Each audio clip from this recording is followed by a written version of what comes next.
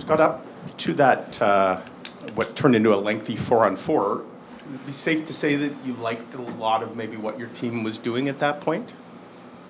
I liked the first period.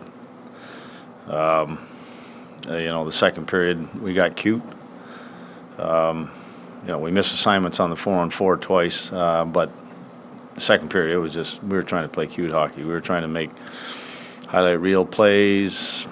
We weren't just playing north-south and forcing them to defend like we did in the first. And obviously they scored those 2 goals, but they spent pretty much the whole period on our end of the rink.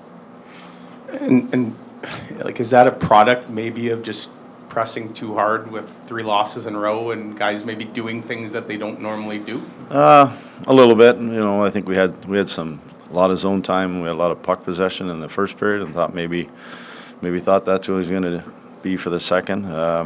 St. Louis came out. They really got simplified. They really kind of they built off of those 2 goals on the 4-on-4. So we know the right way to play, and we just got away from it. And it just, again, we get in situations like that. We didn't attack the net near enough, which when we're on our game, we get the puck, we work to get the puck, and then we attack, and we didn't do that in the second period. So if you're looking for like a silver lining, at least to get the goal late there with the goalie out, is that something maybe you can try and build off going forward here?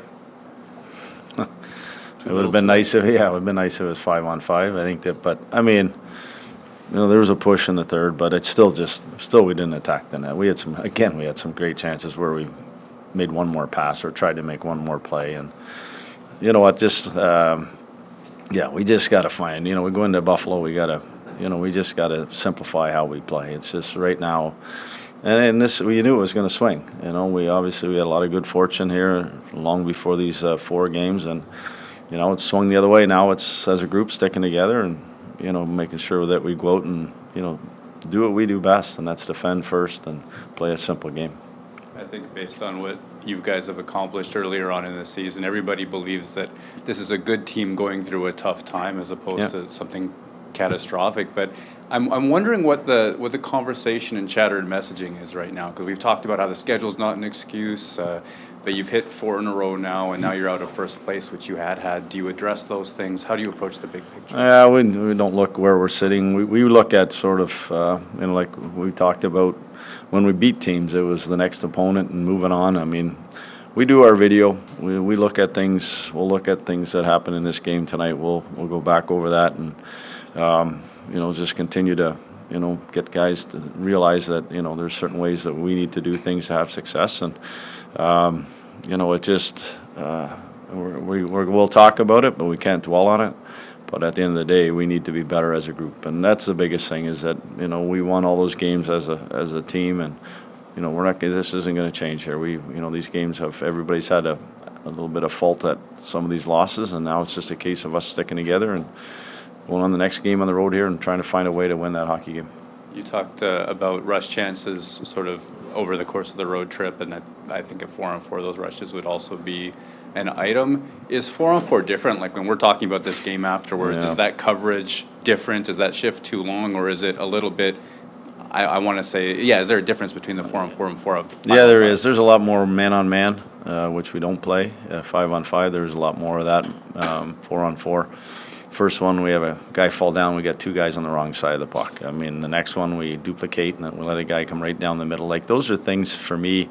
And again, this is about the last time I'll say this on the schedule and the games that we're playing. It's just, there's some mental things that are happening and you go, wow, where did that come from? And it's happening, and it's happening at the wrong time for us right now. And going back to the earlier question, it's right now trying to have a good mental mindset when we go into this next game and realize that that we're still a good hockey team. Do what we need to do. Do what you need to do as for an individual to help the team have success.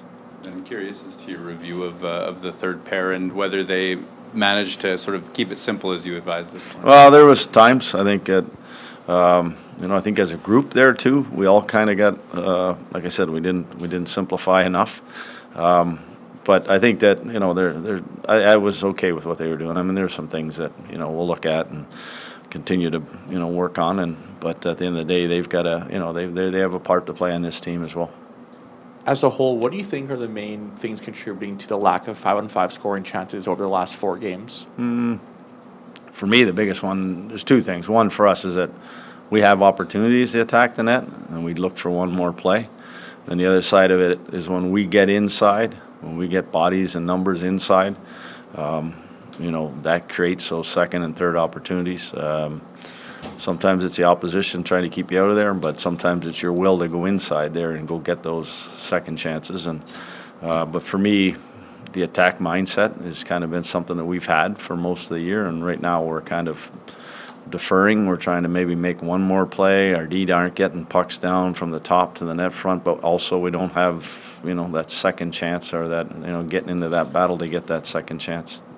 Brad Lambert, made his season debut. He seemed to be all over the ice, and whether it was battles or taking away pucks from players. Some of them, a lot bigger than him. I'm just curious on that front, like what you thought of Brad's effort and compete in this game. Yeah, I mean he saw his speed a few times, and there's things when he gets pucks, he makes plays, and I think that for him, I know he was nervous, but I thought he showed well, and there's still some little teaching things that it's a different league up here, and it's more about it without the puck, but all in all, I was happy with his game. When you talk about simplifying, is it as simple as just getting more pucks to the net based on your shot count, getting bodies to the net, and just getting the puck there based on the goal you had tonight, and another great chance I think Scheif had when he redirected it? Do you guys just need to get men to the net and get more pucks there? Yeah, we started to make 50-foot passes and 100-foot passes coming through the neutral zone. Like when we make the 5-foot, 10-foot passes, and we're giving and going and one touching and then attacking off of those offensively, when we have puck support and we did it. We did it in the first. We had it. The movement was going, and we had some opportunities. But again, and like I said, in the second, it just seemed like we wanted to make one more play, and it's that mindset of this league. There's good goaltenders. You're not going to just get those one-timer situations with nobody standing around you. It's going to take greasy goals, getting inside, and deflections, those type of things. And right now, going back to the original question, like we haven't been able to score as of late, so it's probably going to take greasy ones. It isn't going to take highlight reel ones. When you play the kind of hockey you guys play, where it's all about going and getting the puck back as quick as possible because that gives you more opportunities. It's been acknowledged by the coaching staff in years past and this year. That's a hard brand of hockey to play. You got to grind to play that kind of game. Is there something to this that you guys got such a lead at the beginning of the year that it's hard to stay motivated to play that style of game when there's not anyone nipping at your heels at some point and you fall off it? No, I don't think so. That's disrespecting the league and the other teams. I think that we're not a team that can just go out, and we're not the 80 Oilers just go out and have the puck the whole game. This is a hard league, and I don't think that's our case right now. This is just sometimes it's the mindset. You go out there and oh man, I haven't scored. I'm not getting my chances, and your mindset is I'm going to get rid of the puck or I'm going to pass it off. And I just think that it's just us and that getting back to our mindset of being an attack team when we do get the puck. That just will go a long way towards us kind of spending more zone time, having more zone time, and create more opportunities. Thanks.